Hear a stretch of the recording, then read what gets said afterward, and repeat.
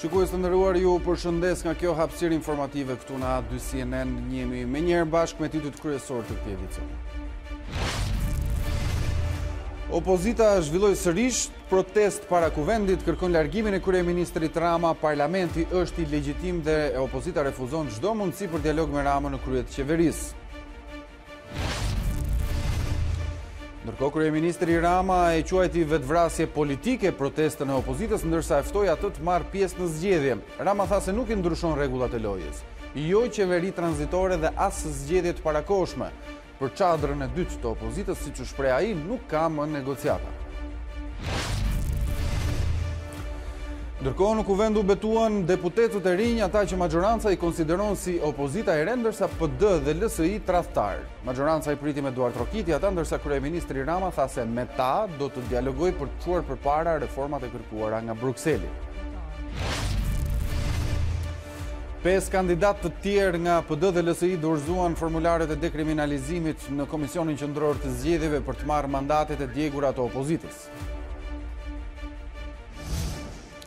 Mirë, do të njemi deri me zhvillimet kryesore deri në këto orë të ditës bashkë në qendër të zhvillimeve kryesore, siç jeni mundur të njihni edhe gjatë orëve më përpara me kolegen Alba Alishani dhe kolegët në terren. Protesta e opozitës ka qenë në zhvillimi kryesor i ditës së sotme.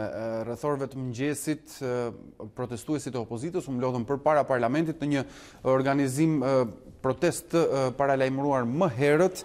Ata rrethuan hyrjen e godinës së parlamentit për të vështirësuar në fakt zhvillimet që punimet e parlamentit në seancën e ditës së sotme. Protesta u karakterizua të paktën nga momente jo shumë domethënëse, nuk pati ndonjë përplasje që mund të veçohet deri në këto momente, pra nuk pati përplasje të policisë dhe protestuesve, pati djegje të disa gomave, pati shashka, fishek zjarre, tymuese, por policia kësaj radhe të paktën nga sa u pa nuk u detyrua të përdorte gaz lotësielës. Pamjen që po ndiqni tregojnë orët e para të ditës së sotme deputetët e majorancës, të cilët janë vetëm që bëjnë pjesë në parlament bashkëpunor pas djegjes së mandateve nga opozita, u futën nga zona e pedonales, pra në afërsitë e qendrës tregtare Top Tani, pra për të aksesuar sallën e parlamentit. Ndërkohë policia kishte marrë masa të konsiderueshme, siç po shohim edhe nëpërmjet pamjeve, kishte policë në një numër të konsiderueshëm për të mbarvajtur protestën dhe për të ruajtur sigurinë, kryesisht në pjesën kryesore të parlamentit. Më pas protestuesit u mblodhën rreth hyrjes së kuvendit për të vijuar më tej me fjalimet që u mbajtën nga ata që refuzuan të merrnin mandatin e deputetit, pra në listat shumë emërore të opozitës. Liderët e opozitës, zonja Kryemadhi dhe zoti Basha, mbajtën më pas fjalime, por ndërkohë në sallën e parlamentit zhvilloi edhe seanca parlamentare ku në fillim të saj kryeministri Edi Rama i parapriu vizitës së tij në Itali me një fjalim ku tha se negociata për mënyrën se si opozita kërkon të vijë pushtet nuk ka. Zoti Rama tha se aksioni i opozitës është i njëjtë dhe i parafërt me atë të 2 viteve më parë, pra ku zoti Rama kujtoi çadrën e ngritur nga opozita e 2 viteve më parë në bulevardin kryesor të kryeqytetit.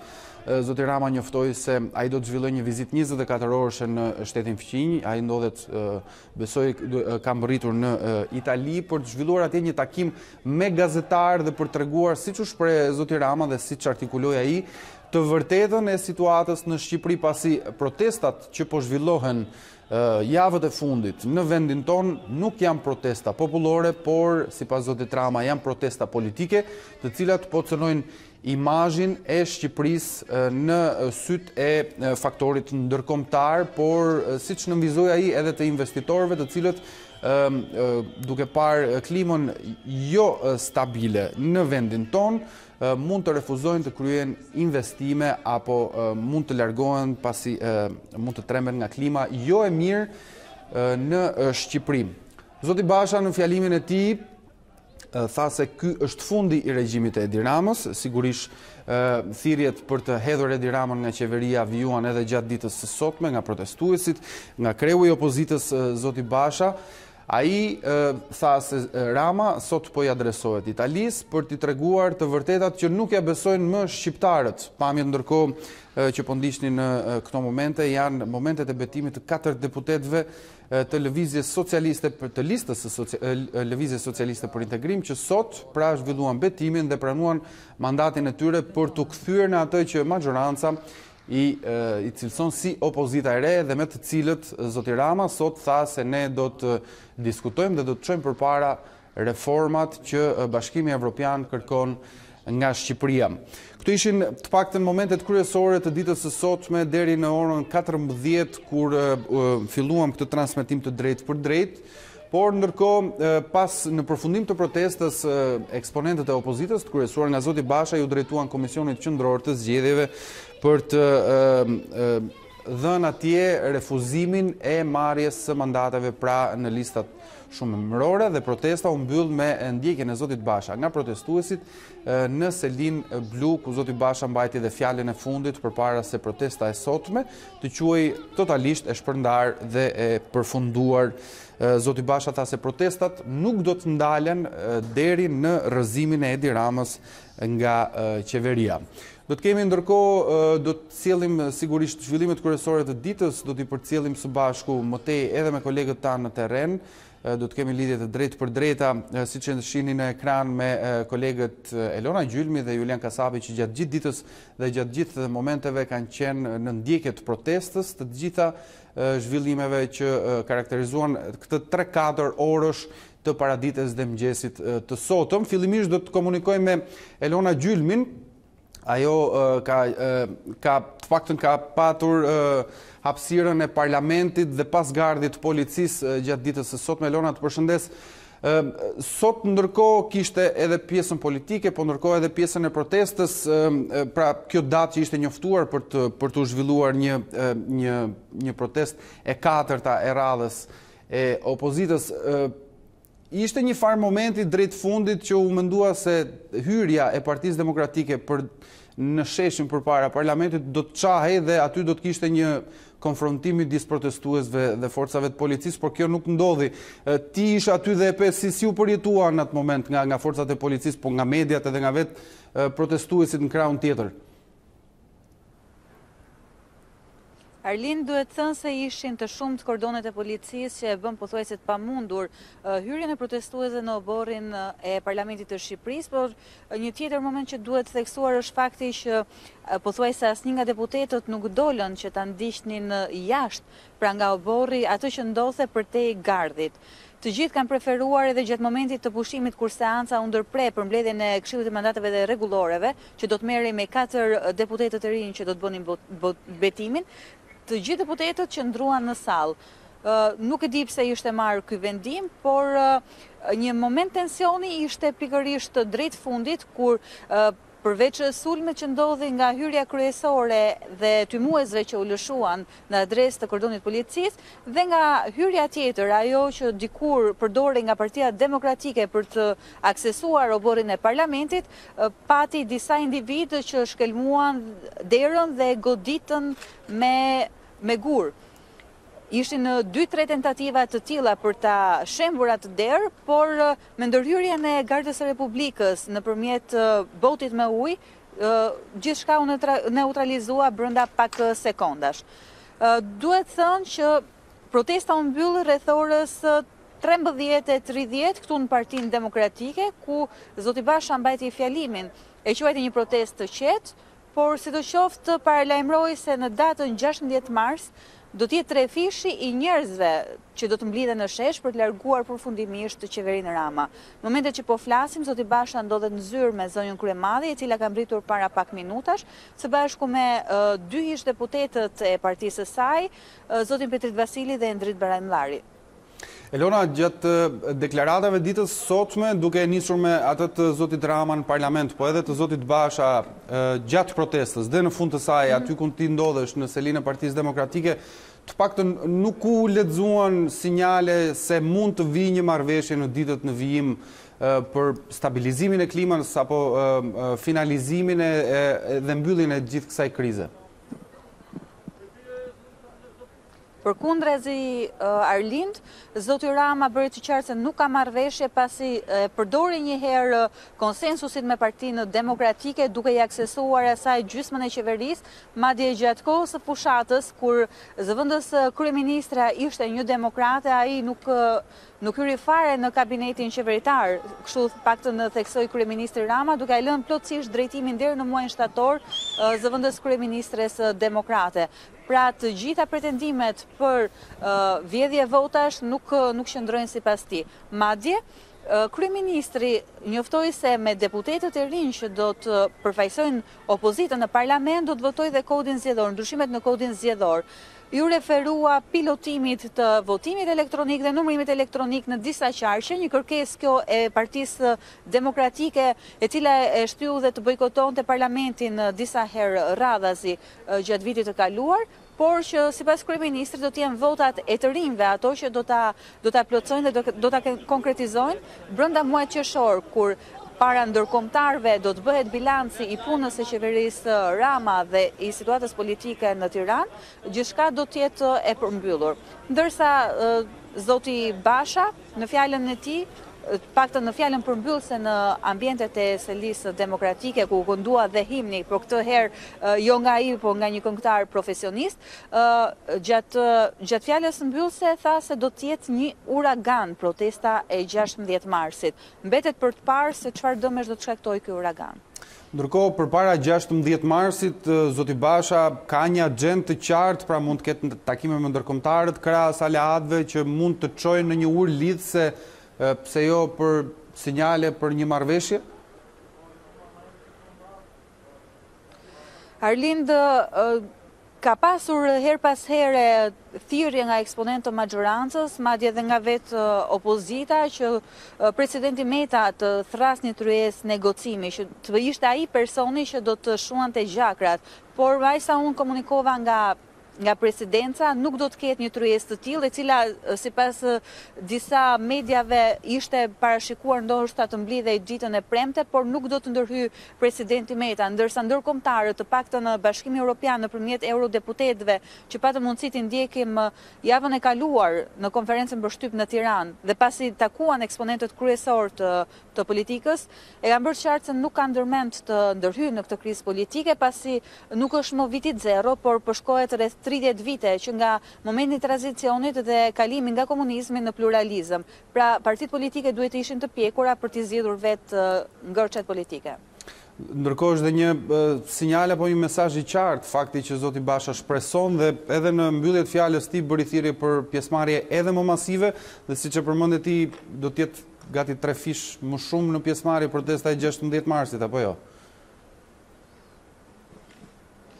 Po besoj do të ketë nëse do të ketë parlament, seanca të tjera plenare, do të kemi sërish të protesta më të vogla në numër nga ana e deputetëve të opozitës, por besoj për shkak të ditës së verës në datën 14 mars nuk do të ketë seancë. Kështu që seanca 16 marsit do të jetë ajo më masive ku PD synon të mas forcat me parlamentin ilegjitim. Ndërkohë duhet thënë se në Komisionin Qendror të Zgjedhjeve vazhdojnë shtohen deputetët që dorëzojnë formularin e dekriminalizimit, që i bie që në seancën tjetër, përveç 4 deputetëve që të bënë betimin, do të kemi një numër më të madh të tyre. Maxhoranca synon ta çojë numrin e votave në total në kuvent dhe deputetëve përfshirë dhe ata opozitar në 100. Pjesa tjetër se kujt do t'i kalojnë 40 mandatet që mbeten bosh, mbetet për tu parë.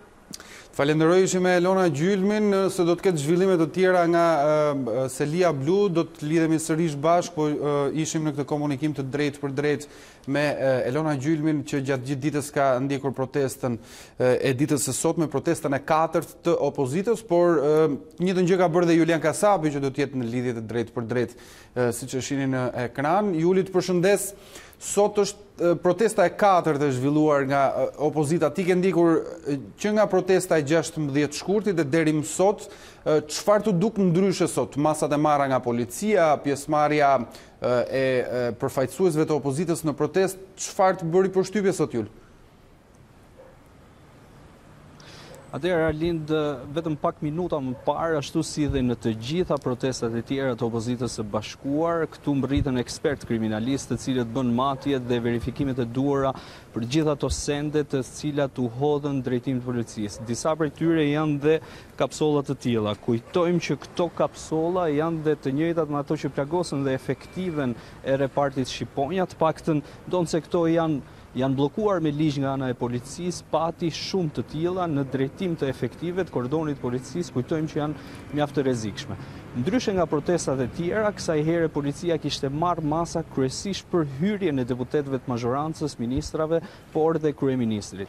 E gjithë zona e pedonales, bëhet fjalë për të paktën të gjitha hyrjet e pedonales, si nga krahu i Ministrisë Brendshme, por dhe në krah të parlamentit ishte rrethuar me kangjella mbrojtëse. Të paktën kjo ishte masa e shtuar e policisë, çka bëri që të paktën deputetët, duke pasur parasysh dhe dy episodet e fundit ku deputeti Klosi dhe Sterkaj patën u konfrontuan fizikisht me protestues, policia kësaj here bëri të mundur që ata të futeshin lirisht në drejtim të seancës plenare. Për sa i përket numrit të efektive, bëhet fjalë për rreth 1300 efektiv të mbërritur kryesisht dhe nga qytete, nga drejtoritë e tjera të qarqeve. Kordoni ka qenë i njëjti, pra me efektiv të forcave të rendit, forcave Shqiponja dhe më pas forcat e ndërhyrjes së shpejtë. Faktikisht momentin kur protestuesit dogjën disa goma automjetesh, u lëshua një urdhër që të bëheshin gati dhe për gazin lotësjellës, por më pas u procedua ky gaz lotësjellës fatmirësisht nuk u hodh në drejtim të protestuesve pasi nuk kishte konfrontime të ashpra fizike. Përsa i përket pjesës tjetër, pra kur disa përfaqësues të opozitës, pas gati 3 orësh protestë këtu përballë dyerve të parlamentit, ju drejtuan Komisionit Qendror të Zgjedhjeve, aty faktikisht policia u gjet disije pa përgatitur. Një numër i madh efektivësh, kryesisht repartit Shqiponja, shkuan drejt Komisionit Qendror të Zgjedhjeve, aty ku dhe sapo të mandatuarit, pra të Lëvizjes Socialiste për Integrim, bën lënien e mandateve në ambientet e Komisionit Qendror të Zgjedhjeve. Faktikisht aty ishte i pranishëm dhe vetë kryetari i Partisë Demokratike Zoti Basha pati disa hedhje kryesisht shishesh, por dhe disa shkopinj, por fatmirësisht nuk pati asnjë person të lënduar përveç një efektivi i cili pësoi disa dëmtime të lehta. Përsa i përket mjeteve të tjera të forta, kur rikujtoj që policia ka bërë arrestimin e të paktën 2 personave, kujtoj që një furgon u ndaluan në afërsi të gjykatës së Tiranës, i cili ishte i mbushur plot me shkopinj, por edhe me lëndë fishek zjarre. Të paktën si policisë ende nuk konfirmohet nëse furgoni do të vinte në drejtim protestës ose do të pajiste protestuesit me fishek zjarre apo dhe kapsolla, ndërkohë që personi tjetër u ndaluan në afërsi të drejtorisë së policisë së Tiranës, edhe ky person bante me vete kapsolla të tilla të rrezikshme që në paktën në një nga protestat e opozitës bën dhe dëmtimin e efektive së repartit Shqiponja Ina Nukut. Paktën këto ishin disa momente, gjithashtu kujtoj që policia kishte vendosur kamera termike në dy zona të parlamentit, bëhet fjalë për këtë kamera termike e cila është në hyrje të dyerve të parlamentit, pra në hyrjen kryesore ku futen deputetët e mazhorancës për në parlament, dhe një tjetër set kamerash i cili është i vendosur në hyrje të pedonales. 2 prej këtyre kamerave janë termike, të paktën sipas policisë pritet dhe zbardhja e të gjitha filmimeve për të bërë mundur identifikimin e atyre personave që kanë hedhur kapsolla në drejtim policisë, por dhe mjetet forta.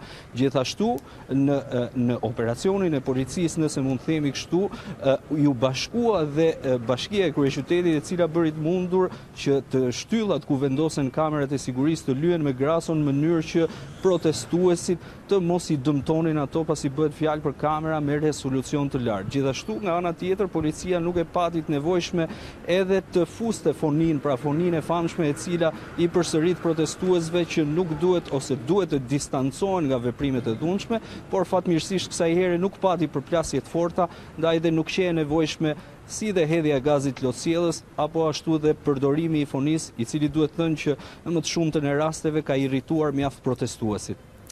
Jul, ndërkohë në protestat e mëparshme ne u mësuam që deklaratat e policisë e cilësonin protestën që do të zhvillojë si të rrezikshme, do të merrnin pjesë element me precedent kriminal, ndërkohë një ditë më parë, pra flasim për dje, çfarë reagimi pati policia në prag të protestës?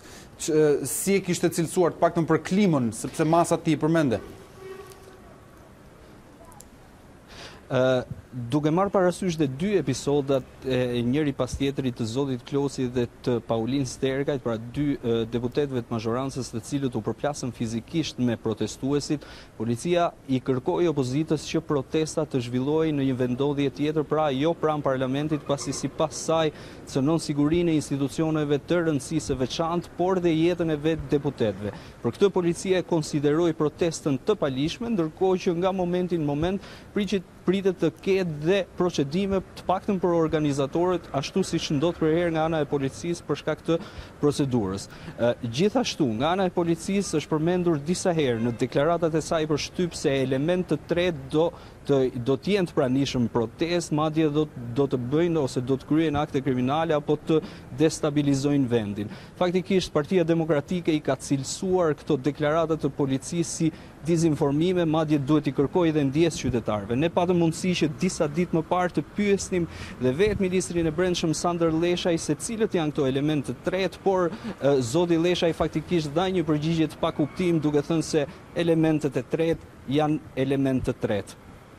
E qartë, mirë, mbase jemi ende në pritjet një përgjigje nga Ministri Leshaj. Unë falenderoj Julian Kasapin që edhe ai si kolegët e tjerë kanë qenë në ndjekje të protestës së katërt të opozitës në ditën e sotme përpara parlamentit.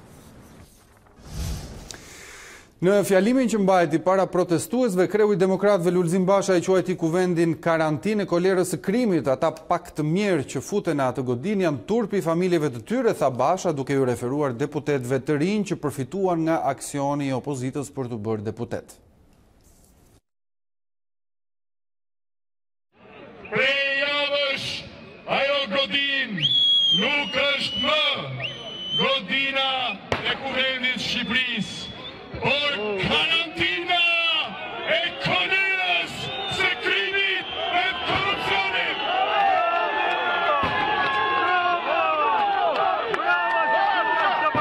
Ikëm ne nga ajo karantinë të pa infektuar me joshjen e karrikeve të pushtetit. Ata të mirë, ata pak të mirë që futen atë godin, shesin shpirtin, përdosin emrin e tyre, ata janë turpi familjeve tyre, turpi shqiptare, nuk do t'i falë historia.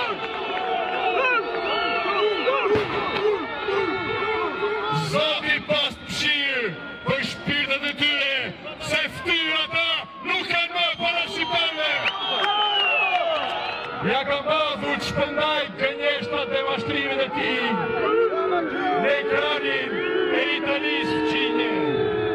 Do sqaroj italianët për atë që nuk e besojnë më shqiptarët.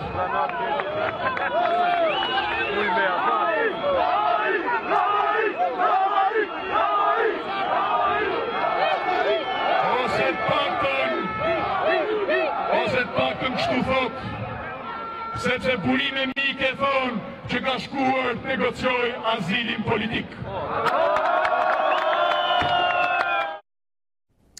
Më herët nga salla e kuvendit Edi Rama sulmoi protestën e opozitës duke hedhur akuza se protesta po sponsorizohet nga biznesmen që u goditën nga ligji kundër Bixhozit. Rama kujtoi qeverinë teknike të 2017-s dhe konsensusin në Komisionin Qendror të Zgjedhjeve për rezultatin e zgjedhjeve të kaluara, duke thënë se qeveria do të vijojë normalisht punën. Dorëzimin e mandateve nga opozita, kryeministri e quajti vetvrasje politike. Nuk është një protest popullore, por është një reagim brenda pallatit politikës nga ajo pjesë e tërësisë së përfaqësisë politike të popullit shqiptar, që për asnjë moment nuk pati sensin e realitetit dhe të reflektimit mbi vetveten rreth parë. Dhe ajo që ndodh sot është vijimi i një rruge pa krye, ku e vetmja gjë e re është një vendim politikisht vetvrasës i udhëheqjes politike të opozitës, Dhe sot ne jemi këtu në kushtet kur ata janë larguar, një pjesë tjetër e opozitës kanë zgjedhur dhe po zgjedhin që të vinë dhe të zënë vendet e tyre në parlament, është e drejta e tyre dhe është mënyra se si ata e shohin detyrimin ndaj zgjedhësve. Çfarë do të ndodhë me ata që janë jashtë? Është një pyetje që zgjedhësit e tyre duhet ja u bëjnë. Për sa na takon, ne jemi këtu për të vijuar punën tonë dhe për të kryer detyrën tonë. Ky parlament është vendi ku na ka sjell shumica e shqiptarëve dhe që na kanë dhënë detyrën të qeverisim deri në vitin 2021 dhe mandati ynë nuk është një letër bixhozi. Ne me mandatin nuk luajmë bixhoz, siç luajnë ata. Është zgjedhja e tyre dhe ajo çka duhet thënë është se lëvizja e tyre nuk i bën dot asgjë. Zero. Partisë Socialiste, shumicës qeverisëse dhe qeverisë. Këta kërkojnë atë që kanë kërkuar gjithmonë, të marrin pushtet në tavolinë. Këta kërkojnë atë që ne nuk mund t'ja u japim dot. Përmbysjen e rregullave të lojës dhe transformimin e procesit në një proces absurd. Ne jemi gjithmonë të gatshëm të flasim. Gjithmonë. Në çdo moment. Dora jonë është e shtrirë, gatishmëria jonë për të folur është gjithmonë. Ne jemi gati të dialogojmë për gjithçka, por ne nuk jemi gati dhe s'do jemi asnjëherë gati të negociojmë rregullat themelore që bëjnë ndryshimin mes këtij sistemi, ku njerëzit zgjedhin dhe të zgjedhurit respektojnë mandatet që ju japin njerëzit dhe çdo sistemi tjetër. Këtë ne nuk jemi gati ta bëjmë. Demokracinë, parlamentarizmin dhe mbi të gjitha mandatin e marrë nga shumica dërmuese e qytetarëve, ne nuk e negociojmë me askën. Në qershor, Shqipëria ka zgjedhje vendore. S'kan asnjë shans të marrin një bashki të vetme nga ato që kemi dhe kanë shumë pak shanse të ruajnë gjysmën e bashkive që kanë. Rudina Hajdari ende nuk ka hequr dorë nga mandati i deputetes, duke mbajtur një qëndrim kundër vendimit politik të Partisë Demokratike. Veç të tjerave, deputetja nuk ka marrë pjesë në asnjë nga protestat e opozitës, por kjo nuk ka penguar vllajën e saj më të madh Kiri Hajdarin që të dalë sot në krah Lulzim Bashës në protestën para parlamentit.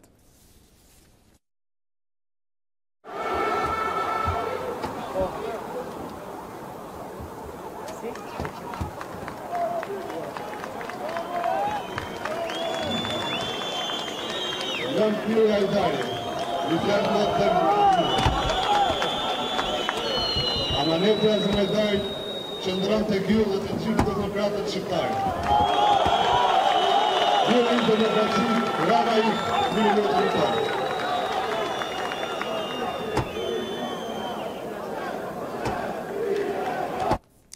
Ndërkohë, 5 kandidat të tjerë nga Partia Demokratike dhe Lëvizja Socialiste për Integrim u treguan të gatshëm të marrin mandatet e dorëzuara nga deputetët e opozitës. 3 prej emrave janë nga listat e Lëvizjes Socialiste për Integrim dhe 2 të tjerë nga listat e Partisë Demokratike. Ata kanë dorëzuar sot në Komisionin Qendror të Zgjedhjeve formularin e dekriminalizimit, duke i hapur rrugë marrjes së mandatit të deputetit. Bëhet fjalë për Ediola Pashajn, Elda Hotin dhe Edlira Hysenin, kandidatet të Lëvizjes Socialiste për Integrim, dhe Majlinda Halilajn, Ligoraj Karamelon, kandidat listës së Partisë Demokratike. Bashkë me ta, shkon në 9 numri i deputetëve të rinj që përfituan nga lënia e mandateve të opozitës. Me këto informacionin e kemi mbritur në fund të kësaj hapësire informative, por përpara se të ndajemi u kujtoj të klikoni edhe faqen tonë të internetit a2cnn.com, ku do të gjeni të gjitha zhvillimet e minutave dhe të orëve të fundit nga vendi, rajoni dhe bota. Bashkë mirupafshim.